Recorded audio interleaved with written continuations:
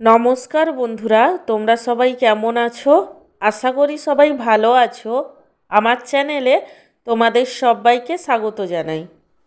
আজকে আমি আমার লাঞ্চ থালির ভিডিও তোমাদের সাথে শেয়ার করব।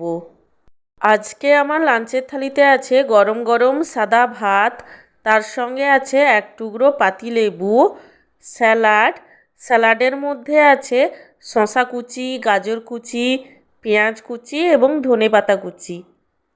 স্যালাডের পরে আছে এক পিস চিকেন পকোড়া। সব শেষে আছে এক বাটি আলু দিয়ে চিকেন কারি। আমার আজকের এই সিম্পল লাঞ্চ থালির ভিডিওটি তোমাদের কেমন লাগলো সেটা কমেন্ট করে জানিও।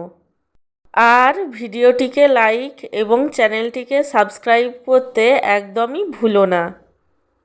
সব শেষে তোমাদের সবাইকে জানাই আমার তরফ থেকে অসংখ্য ধন্যবাদ ভিডিওটি দেখার জন্য।